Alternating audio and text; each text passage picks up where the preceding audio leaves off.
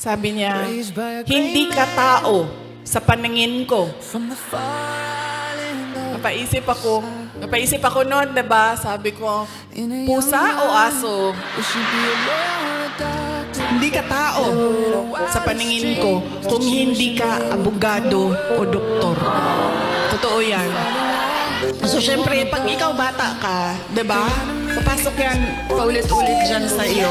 Hindi nila alam, yung mga magulang ko, nag-apply ako sa University of the Philippines. Sobrang excited ko.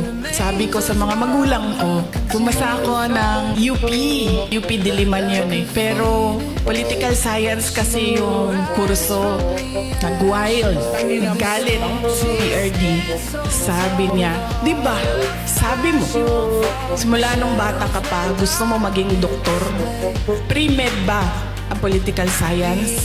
Hindi ka pwede pumasok ng University of the Philippines dahil kilala ko ang ugali mo. Anak kita. Alam ko kung anong ugali mo. Sabi niya, marirecruit ka lang ng makabayan,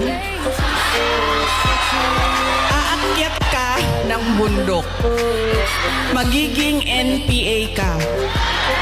Ikaw ang magiging head ng New People's Army at ikaw ang makakalaban ko pagdating ng panahon. Kaya hindi ka pwede pumasok ng University of the Philippines. So sabi ko sa mama ko, Ma. So sabi ng mama ko, sige na lang, kasi sinabi mo man doktor. So mag-pre-med ka na lang. Nag-pre-med ako. Siyempre, papunta akong doktor, so binilisan ko yon, natapos ka agad ako. And then, ito na. Mag-medicine na. Sobrang excited. Si President Duterte, pumunta na lang siya sa akin at sinabi niya na, ayan na, may school ka na enroll ka na, may bahay ka na, pumunta ka na lang doon ng ganitong date.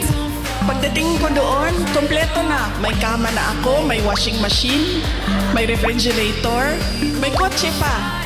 Sige mami, pa-adapt kita sa tatay ko. Tapos, syempre, hindi naging successful. First sem pa lang, alam ko na parang fish out of water.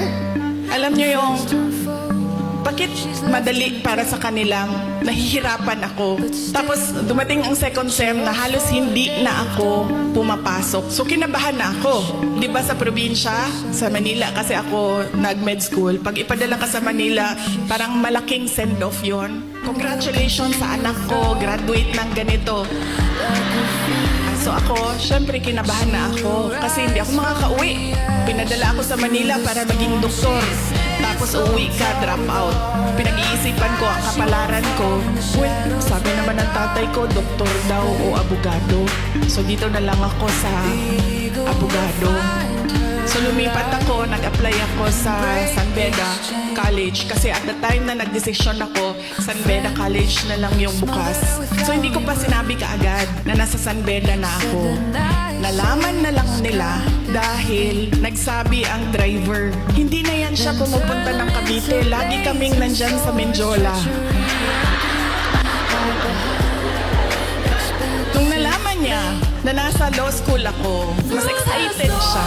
Nung mga panahon na nag-aaral ako sa law school, may mga panahon na pagalitan din ako na sinasabi niya sa akin, alam mo, kung hindi mo ayusin yung law school mo, magiging kabit ka lang ng politiko.